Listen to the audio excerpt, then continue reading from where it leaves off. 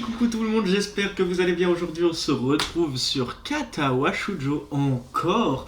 Cette fois-ci ça va être très certainement un des derniers épisodes de cette route. Et oui je sais, malheureusement la route d'Emi touche à sa fin, on arrive à l'acte 4, le tout dernier. Voyons voir ce que ça donne. J'ai eu peur pendant un instant, je pensais qu'on allait aller sur une bad ending, mais apparemment ça va. Parce que on n'oublie pas que le harcèlement marche.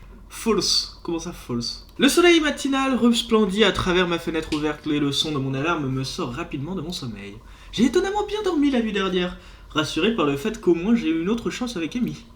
Si je peux me retenir de faire quoi que ce soit de stupide, peut-être que je découvrirai ce qui l'arrange récemment.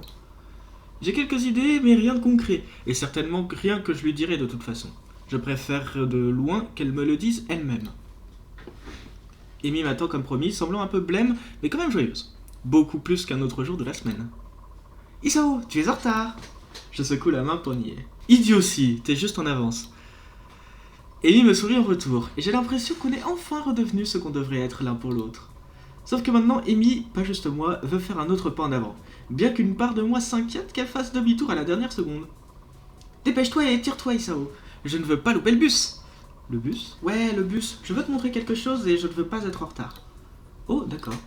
J'essaie de ne pas afficher un sourire trop large, je suis vraiment content qu'Amy veuille qu'on traîne ensemble après la course, mais sa promesse de monter quelque chose m'intrigue encore plus. C'est à ça qu'elle devait réfléchir? Je me demande ce qu'elle prévoit de faire. Je m'occupe rapidement de ma routine d'échauffement pendant qu'Amy bondit impatiemment d'un pied sur l'autre. Elle semble vraiment avoir envie de s'y mettre aussi vite que possible. La course est finie tellement rapidement que j'arrive à peine à croire que je ne suis pas tombé raide mort juste après. Amy a imposé un rythme diabolique et moi, dans ma naïveté, je l'ai suivi. Enfin, jusqu'au dernier tour. J'ai dû ralentir juste au cas où. Mais ça me gênait pas, et Amy a patiemment attendu que je finisse. Aussi patiemment qu'elle peut attendre, du moins.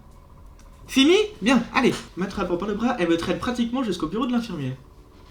Tu sembles pressée, Amy. T'essaies d'attraper le bus du matin? Ouais, j'ai dit à ma mère que je serais de retour pour déjeuner. Bon, je vais m'occuper de toi d'abord alors. Mais Isao doit venir avec moi aussi. L'infirmier lève un sourcil et en entendant Amy et nous observe tous les deux. Vraiment? Aujourd'hui, hein? La réponse d'Amy a un hochement de tête suivi par un sourire étonnamment timide. Qu'est-ce qu'ils vont faire?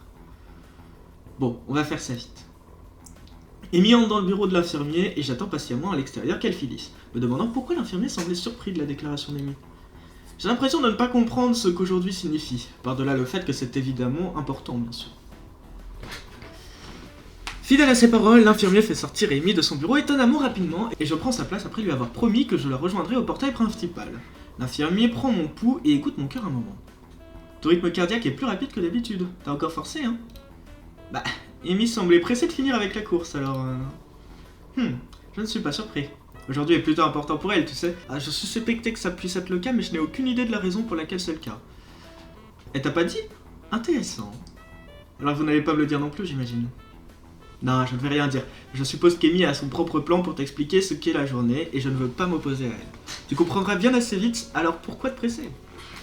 Quant à ton cœur, il serait mieux que tu y ailles doucement dans la journée. Plus de courses spontanées ou quoi que ce soit du même genre, compris? Compris. Elle n'aura pas ses jambes de course de toute façon, hein. Non, mais si tu crois que quelque chose comme ça va l'arrêter, pas faux. Je ne pense pas que ce serait un problème aujourd'hui de toute façon, mais bon. Si elle essaie de me rassurer, il n'y arrive vraiment pas. Je deviens rapidement de plus en plus inquiet de ce qu'il représente aujourd'hui, comme si j'allais soudainement apprendre qu'Amy fait partie d'une secte ou quelque chose du genre. Et aussi, si aujourd'hui c'est si important et qu'Amy veut que je sois là, alors peut-être qu'elle veut vraiment être plus proche de moi. Peut-être que ce sera la réponse à toutes les énigmes, les nuits sans sommeil et les changements d'humeur soudains. Dans tous les cas, je me rappelle à peine avoir remercié l'infirmier avant de me diriger aussi vite que je l'ose vers ma chambre, de prendre une douche et de mettre des vêtements décents. Si aujourd'hui est aussi important qu'on le dirait, je dois m'habiller de façon appropriée. Amy, bien sûr, me prouve que j'ai tort au moment même où j'arrive au portail, portant son t-shirt et son short habituel.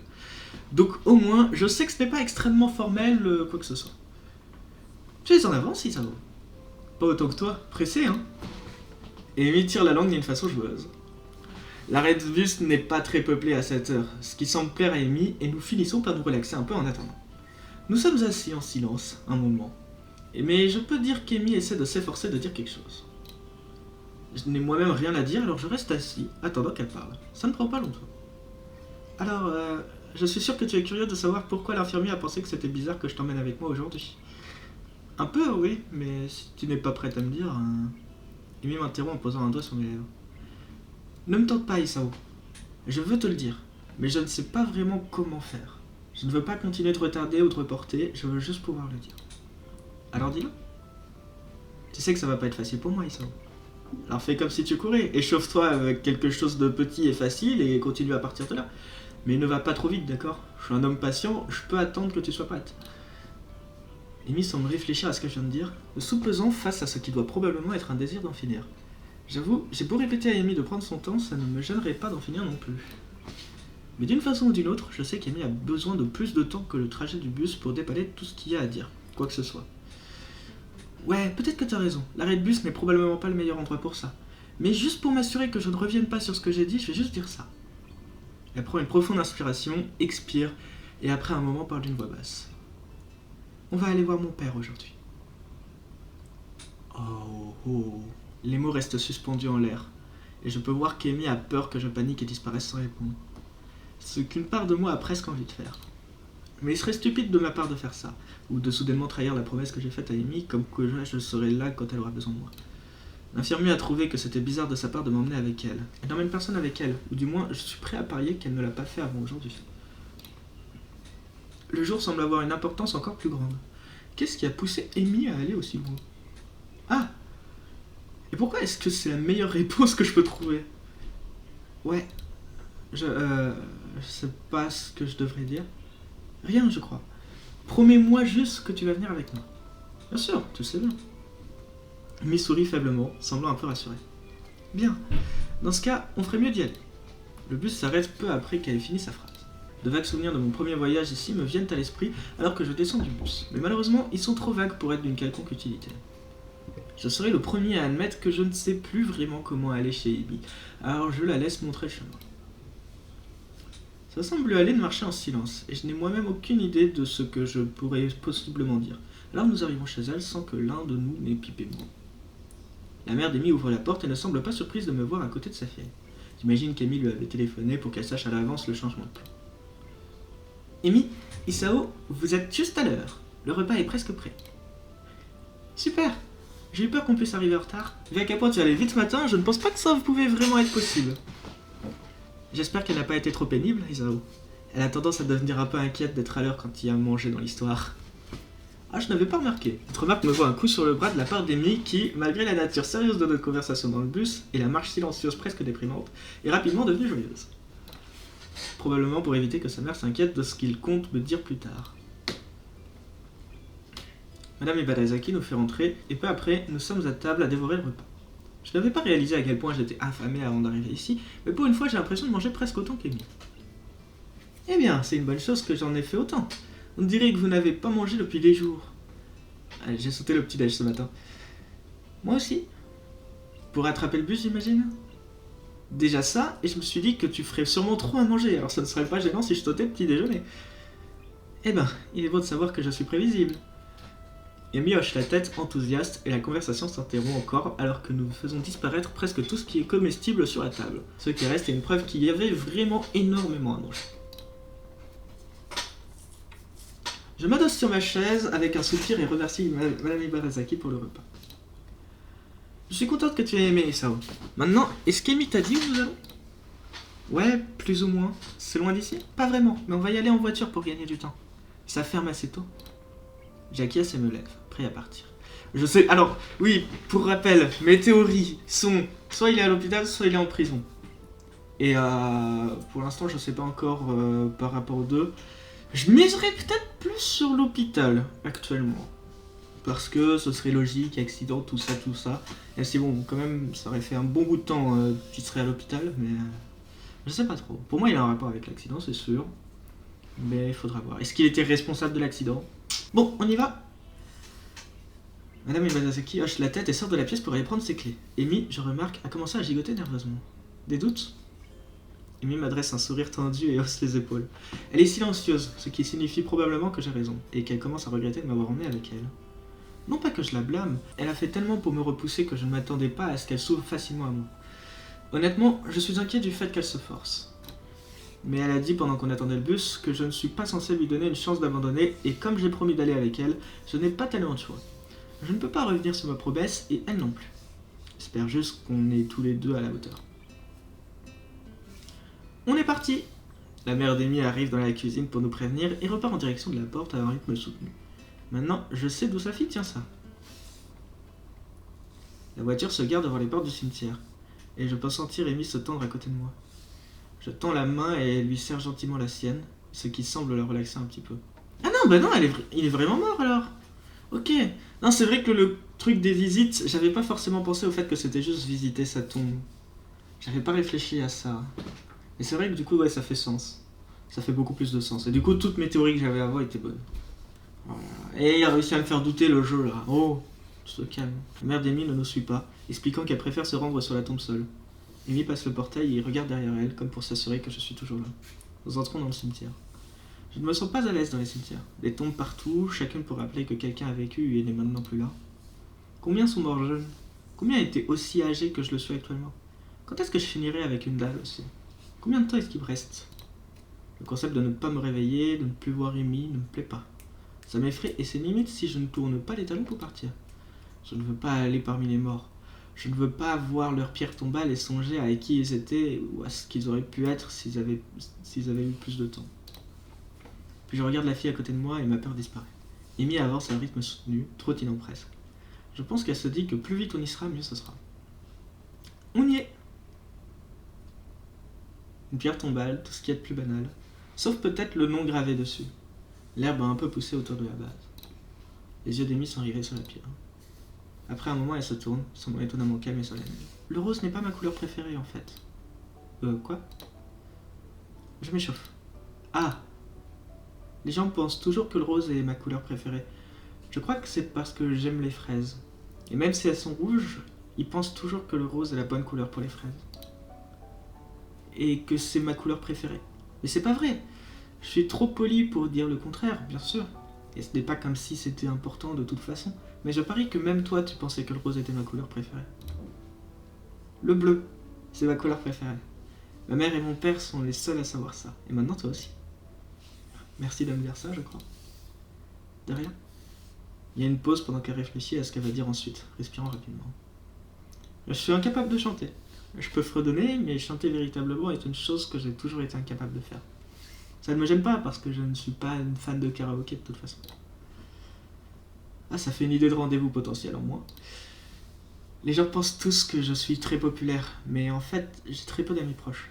Seulement parce que je garde tout le monde dans l'ignorance, mais je crois que c'est aussi parce que je déteste l'idée de perdre un ami proche. Il y a peu de gens qui valent le risque. Je suis très mauvaise pour dire au revoir. Je pense parfois que je cours juste parce que j'avais l'habitude de le faire avec mon père. Il n'est pas mon premier petit ami. Je suis sorti avec un gars pendant un moment durant ma seconde année à Yamaku. Mais on a fini par rompre parce que je ne voulais pas être trop proche de lui. Il voulait pas vivre avec cette distance entre nous. Son flot de parole accélère légèrement, comme si elle se dépêchait de finir ce qu'elle avait à dire. J'ai un an de plus que toi. Tout le monde pense que je suis plus jeune à cause de ma taille, mais j'ai dû louper une année d'école à cause de mon accident. Ils pensaient initialement que j'étais paralysé quand ils m'ont sorti de la carcasse. J'avais déjà perdu mes jambes, mais ils avaient peur que je ne puisse pas être capable d'utiliser ce qui en restait. Après la chirurgie, il était clair que leur estimation était fausse. Je ne pouvais plus sentir mes jambes à cause du choc.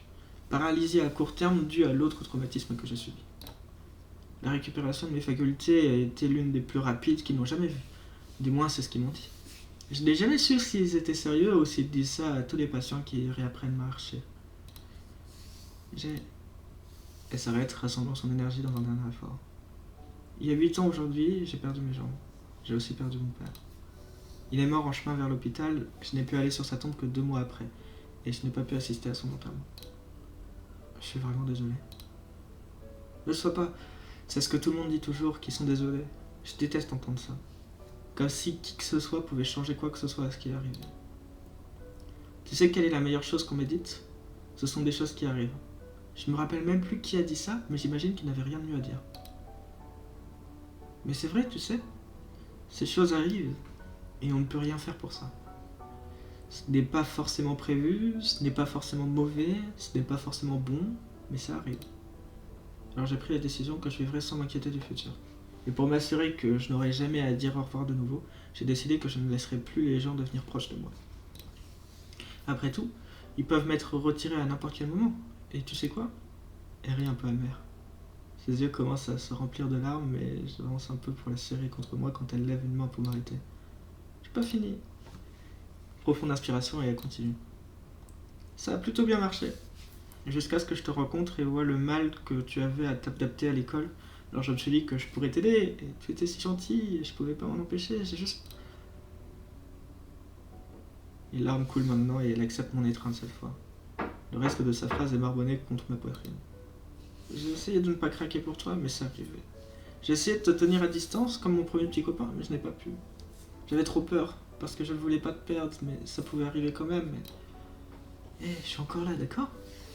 Peut-être que je ne serai pas là pour toujours, mais tu ne penses pas que ce serait bien le temps que ça durera? Il pourrait y avoir un accident de bus aujourd'hui ou un truc du genre, mais tant que j'aurai été avec toi, je ne pense pas que ça importe. Pensée soudaine m'assaille et je ne peux pas m'empêcher de rire. Mon handicap m'a tellement donné peur de mourir que j'ai immédiatement saisi l'opportunité qu'Amy m'a présentée pour augmenter mes chances de vivre plus longtemps. Mais sans Amy, est-ce que j'aurais eu la motivation de continuer de courir?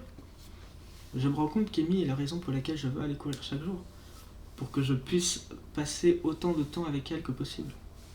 Amy me regarde, confuse. On vivra jusqu'à ce que ça s'arrête. Et quand on cessera de vivre, on sera capable de savoir qu'au moins on a eu du temps ensemble. Et je ne voudrais pas que ce soit autrement. Parce que je t'aime, Amy, et ça me suffit. Amy sourit derrière ses larmes et s'écarte de moi. Tu sais, c'est drôle. Quoi donc? Je pensais que le meilleur moyen de vivre dans l'instant était de le faire seul. Mais maintenant, je crois que je voudrais que ce soit autrement. Je suis contente de t'avoir rencontré, Isao. Bah, ce sont des choses qui arrivent. Amy et moi restons un moment devant la tombe, alors qu'Amy présente ses respects à son père.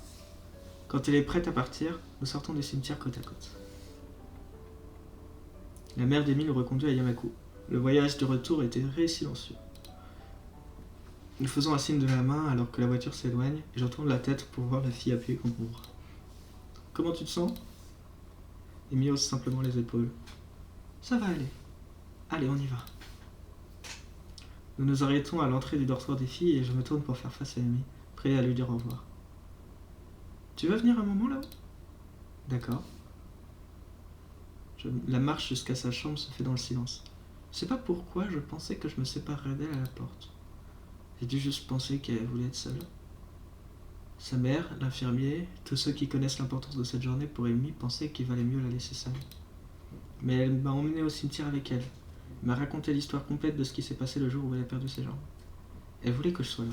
La signification de tout ça ne m'échappe pas. Amy ouvre la porte et entre dans sa chambre, ne prenant même pas la peine de m'inviter à entrer, tenant la porte ouverte pour moi. Je rentre et la porte se referme derrière moi. Dis, je peux te demander une faveur? Bien sûr. Je peux pas te promettre que je le ferai, mais... Amy rit et m'embrasse tendrement et s'abandonne d'une façon presque désespérée. Reste avec moi, s'il te plaît. Sa voix s'est réduite à un chuchotement. La question est à peine audible par-delà la sonde de ma respiration. Il y a quelque chose dans la façon dont elle pose la question, l'hésitation, la voix faible, qui me fait penser qu'elle ne parle pas de ce soir. Non, elle pensait ce qu'elle a dit. Reste avec moi, pas ce soir ou pour toujours, parce que nous savons tous deux qu'il n'y a pas de pour toujours. Il n'y a pas de limitation de temps dans ce demande, il y a juste la demande. La faveur. Est-ce que je peux faire ça? Est-ce que je peux rester avec elle? Bien sûr. Nous nous embrassons encore, Amy me guidant vers le lit, marchant avec précaution en arrière, jusqu'à ce qu'elle s'assoie sur le bord. Bien sûr, je m'effondre à côté d'Amy, qui presque immédiatement se colle contre moi souriante.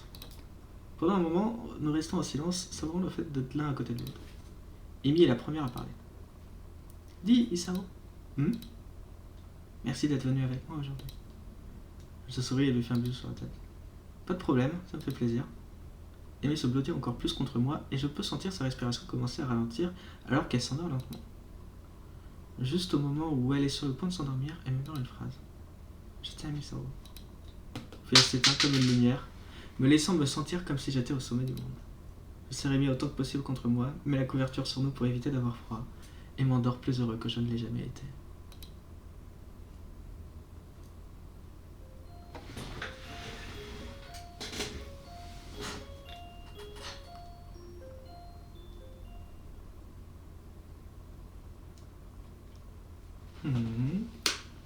Le soleil matinal semble atteindre encore plus la chambre d'Amy que la mienne. De ce fait, je me réveille plus tôt que si j'étais reparti à ma chambre hier soir, ce qui a déjà été notre habitude. Je ne l'ai réalisé que ce matin, mais c'est la première fois qu'on passe vraiment la nuit ensemble. Un léger mouvement de la part de la fille encore endormie avec moi dans le lit fait que je tourne la tête. Les cheveux devant le visage, Amy continue de dormir paisiblement, en boule contre moi. C'est légèrement bizarre de la voir sans ses couettes, mais elle est bien comme ça aussi. La petite taille du lit nécessite qu'elle se replie un peu sur elle-même, et je suis sûr qu'elle l'aurait fait dans tous les cas. La couverture est presque au-dessus de sa tête, et je souris en voyant que les cheveux devant son nez étaient mis légèrement. Incapable de me retenir, je me rapproche un peu d'elle, quelque chose qu'elle semble considérer comme une bonne idée. Sa respiration me donne un peu la chair de poule sur la poitrine, mais ça ne me gêne pas. Je ne suis plus fatigué, mais n'ai aucunement envie de bouger de ma position actuelle. La chaleur du corps d'Amy contre le mien est bien trop confortable pour bouger. Je regarde le plafond et réfléchis à ce qui va se passer à partir de là. On a déjà été proches pendant un moment, mais pas à ce point. Je dirais que c'est juste hier qu'elle m'est rentrée dedans dans le couloir et qu'après s'être excusée, elle a décidé de s'intéresser à mon bien-être. Mais ça s'est changé en quelque chose d'autre, quelque chose que nous n'avions pas prévu. Une chose est certaine, ayant trouvé Amy, je ferai tout ce que je pourrai pour ne pas la perdre. Ma réflexion matinale est interrompue par Amy qui remue. Elle bat des yeux et les ouvre, semblant un peu confuse à cause de ma présence dans le lit. Puis elle sourit, joyeusement, et s'assoit en me regardant. Bonjour Isao. Salut, bien dormi? Ouais, bien dormi. J'en ai épuisante hier, après toi. Je repense à notre visite d'hier au cimetière. Ouais, contente d'entendre que t'as bien dormi. Bien dormi toi? Ça va, même si tu n'as pas arrêté de prendre toute la couverture. Elle gagne une tape sur l'épaule et une langue tirée pour ma remarque. Je ris, je vois qu'Amy rit un peu aussi, nous restons silencieux en nous. Je suis enveloppé par le sentiment de tranquillité qui m'inonde. Me réveiller à côté d'Amy, serré dans un lit fait par une personne. Je pourrais m'y habituer assez vite. Dis, Isao. Merci d'être resté. Pas de problème, ça m'épargne le chemin du retour, hein. Amy rit encore une fois, mais redevient sérieuse peu après. Non, vraiment. J'ai continué de te repousser parce que je pensais que c'était la bonne chose à faire, et tu es resté malgré tout. Je ne t'ai pas rendu les choses faciles, tu as persisté quand même. Alors vraiment, je le pense, merci. Ponctue sa phrase en m'embrassant, se recule et me regarde dans un air affectueux. Je tends le bras et lui ébouriffe les cheveux, souriant tout le long. J'ai vraiment énormément de chance. Avoir survécu à ma crise cardiaque et avoir réussi à trouver cette fille n'est rien de moins qu'un miracle. Mais de rien, Amy. Je ne pouvais pas me résoudre à t'abandonner. Je peux continuer de rester avec toi si tu veux. J'aimerais bien. Voilà qui règle ça. Je ne sais pas combien de temps mon cœur continuera de battre, et je ne sais même pas vraiment ce que je ferai après la fin de cette année, à part aller à l'université. Tant qu'Amy est là, je crois que ça ira. J'ai réussi à l'aider, et elle a réussi à m'aider. Si on continue comme ça, on s'en sortira, je pense. Alors, Isao? Qu'est-ce que tu vas faire aujourd'hui?